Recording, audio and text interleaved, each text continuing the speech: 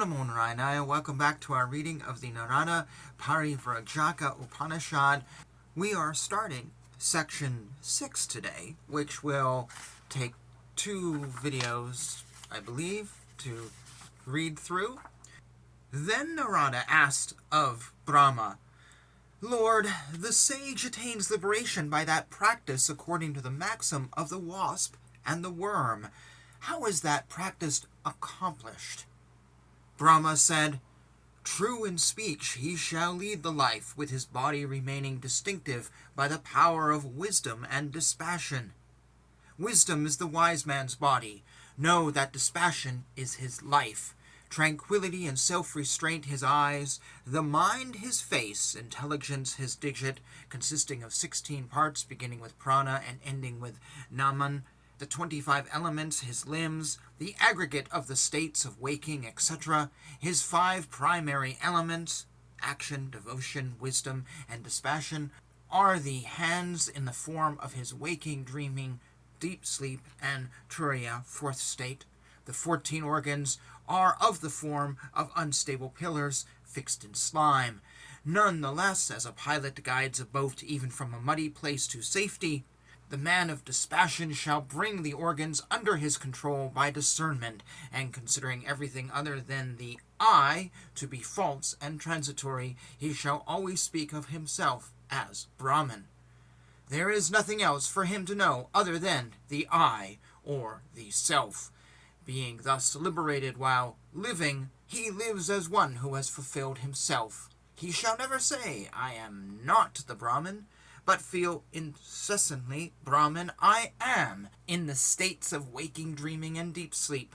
He shall be merged in the state of Turiyatita, of disembodied final beatitude.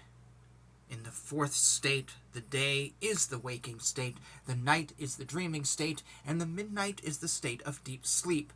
In one state, there are 4 states. Among the 14 organs, each of which has a single function under its control, the functions of the eye, etc., they will now be described.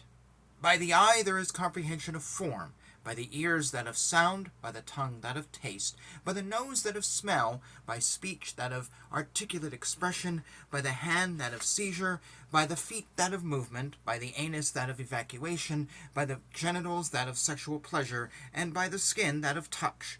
Intelligence which comprehends objects is dependent on these.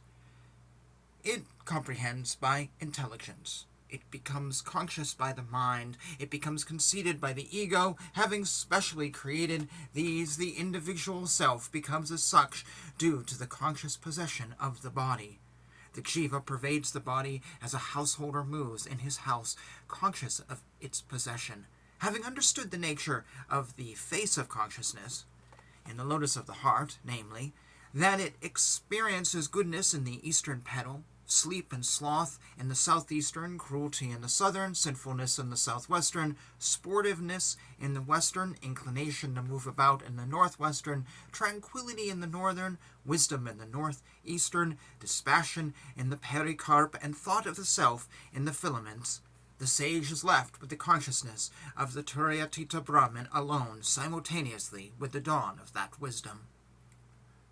There is in the state of awareness of life, the first of the waking state, the second of dreaming, the third of deep sleep, the 4th of the Turiya state, and the state beyond the 4th, Turiyatita, when the 4 states are absent.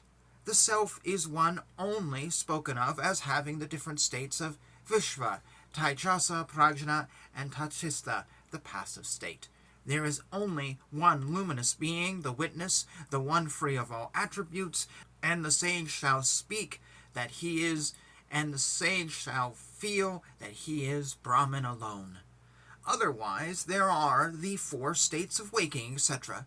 In the waking state, the 4 states of dreaming, etc. In the dreaming state, the 4 states of deep sleep, etc. In the state of deep sleep, and the 4 states. In the state of deep sleep, the 4 states of Turiya, etc. Not so in the state of Turiyatita, which is devoid of attributes. As Vishva, Taijasa, Prajna, and Ishvara in the states of the gross, subtle, and causal bodies, the witness remains as one alone in all the states. Is the passive one the witness? Is The Tatasya, the passive one, the witness? No, it is not the witness. Due to being a witness, he is not the witness alone. The Jiva is affected by his states of doing, enjoying, and egotism. The one other than the Jiva is unaffected by the various states. If argued that the Jiva too is unaffected, it is not so. There is the conscious feeling of the body due to the consciousness of being the Jiva, and of being a Jiva due to the possession of the body. There is an intervention in the state of the Jiva as being between the ether in the pot and the all-pervading ether. It is due to this intervention alone that the Jiva, pretending inhalation and exhalation, investigates into the Supreme Witness by the mantra, the Brahman, that I am, thus realizing that there really is no difference between the Jiva and the Supreme Witness. One shall abandon conscious feeling of the body, thus one becomes free of the consciousness of the body. Such a one alone is said to be Brahman. Giving up attachment, conquering anger, taking a very moderate diet, subduing the senses and blocking the gates of the body by his intelligence, the ascetic shall direct his mind towards deep meditation. In solitary places alone, in caves and forests, the yogin, ever in harmony, shall always begin well his meditation on the self. In reception ceremonies performed in honor of the manes and sacrifices, in religious processions and festivals, and in the assemblies of people, the knower of yoga, desiring final emancipation, shall never be present. The yogin, absorbed in meditation, shall so move about that the people disregard and insult him, but he shall never swerve from the path of the good. And we're actually going to pause here. I've decided to make this chapter 3 videos.